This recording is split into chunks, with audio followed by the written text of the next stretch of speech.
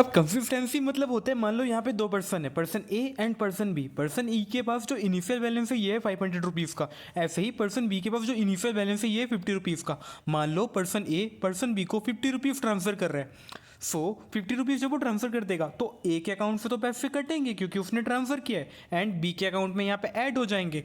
सो जो कंसिस्टेंसी है ये कहती है कि जब आप इनिशियल कर रहे हो तो इन दोनों का जब आप ऐड करोगे इनिशियली, एंड जो आपका फाइनल ये होगा भेजने के बाद, ये दोनों आपस में इक्वल होने चाहिए। तो आप लिख सकते हो यहाँ पर इनिशियल अमाउंट ये चेक करता है, मतलब सेंडर एंड रिसीवर दोनों का, एंड उसके बाद ये इन दोनों को प्लस करता है, एंड प्लस करने के बाद ये उसके बाद की वैल्यू जो होती है उनको भी प्लस करके यहाँ पे दोनों को वेरीफाई करता है।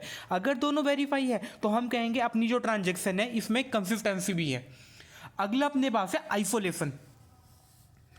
आइसोलेशन, अब आइसोलेशन का मतलब है कि मान लो यहाँ पे बहुत सारी ट्रांजेक्शन चल रही है। मान लो ट्रांजेक्शन, ये आपकी ट्रांजेक्शन चल रही है, या आपके पापा की ट्रांजेक्शन चल रही है, या आपके दादा की ट्रांजेक्शन चल रही है, यार मैं फैमिली लेके घुस रहा हूँ, या आपकी फ्रेंड की ट्रांजेक्शन चल रही है। सो आप ट्रांजेक्शन कर रहे हो, मान लो एक शॉपकीपर को आपके पापा ऐसे बैंक में कर रहे हैं, आपके दादा भी ऐसे मान लो किसी उनके नानी को ट्रांसफ़र कर रहे हैं, ऐसे ही आपका फ्रेंड मान लो अपनी गर्लफ्रेंड को कर रहा है।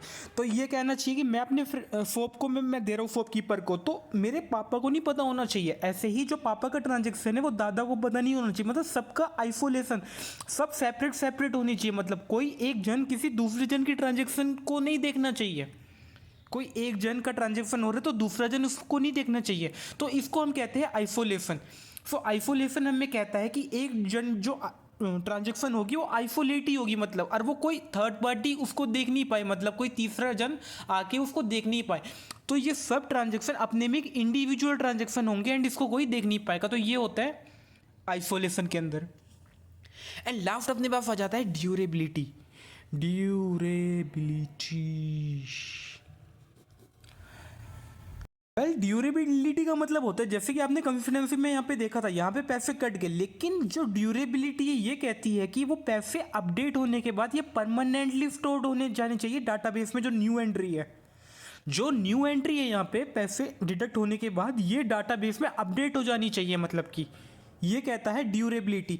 एंड ये कोई टेम्परेरी नहीं होनी चाहिए, मतलब कि टेम्परेरी नहीं कि अभी मैं 2 मिनट में आता हूँ आप इतने कर लो। ये परमानेंट स्टोर होना चाहिए, जैसे ही पैसे कटे ये तुरंत यहाँ पे अपडेट होना चाहिए 450, यहाँ पे इंस्टेंटली अपडेट हो जाना चाहिए 100। सो ये डाटाबेस में कहते हैं।